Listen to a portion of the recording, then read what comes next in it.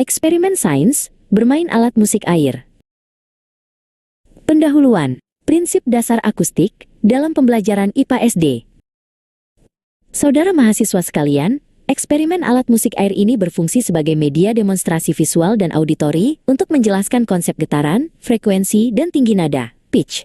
Konsep ini relevan dalam materi gelombang bunyi di jenjang sekolah dasar, ujar Pak Riz memulai sesi.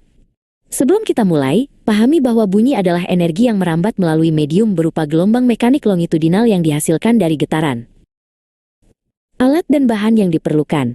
Untuk melaksanakan eksperimen ini secara valid dan reliabel, kita harus memastikan keseragaman alat. Kita membutuhkan 6 hingga 8 buah gelas kaca dengan ukuran dan jenis yang identik. Selain itu, siapkan air bersih H2O sebagai medium getaran dan 1 buah pensil atau sendok logam sebagai alat pemukul resonator yang konsisten. Prosedur eksperimen tahap 1.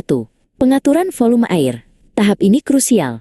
Isilah setiap gelas dengan volume air yang berbeda secara bertahap, menyerupai tangga nada, do, re, mi, fa, sol, la. Gelas pertama, G1, diisi paling penuh. Dan gelas terakhir, G6, diisi paling sedikit.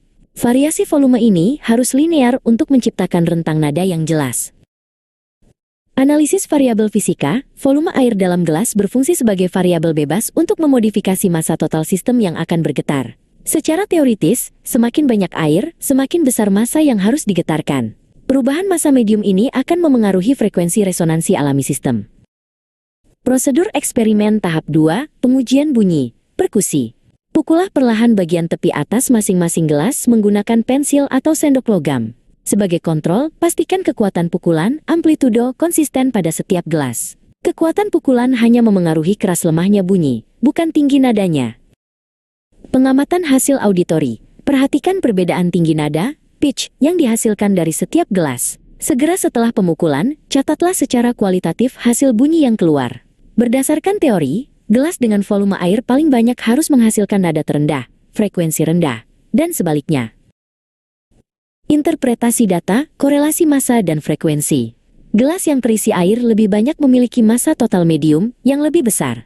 Energi dari pukulan harus menggetarkan massa yang lebih besar, sehingga getaran air dan dinding gelas menjadi lebih lambat. Frekuensi getaran yang rendah inilah yang dipersepsikan oleh telinga kita sebagai nada yang rendah. Bass. Sebaliknya, gelas dengan air paling sedikit bergetar lebih cepat, karena massa medium yang terlibat lebih kecil. Sistem resonansi menjadi lebih ringan, dan mampu bergetar dengan laju yang lebih tinggi. Frekuensi tinggi inilah yang dipersepsikan oleh telinga kita sebagai nada tinggi, treble. Kesimpulan dan aplikasi pedagogis eksperimen ini membuktikan secara empiris bahwa frekuensi getaran berbanding terbalik dengan massa medium yang bergetar. Sebagai calon pendidik, saudara diharapkan dapat mengadaptasi metode demonstrasi interaktif ini untuk mengajarkan konsep fisika bunyi secara konkret dan menyenangkan di lingkungan pembelajaran sekolah dasar.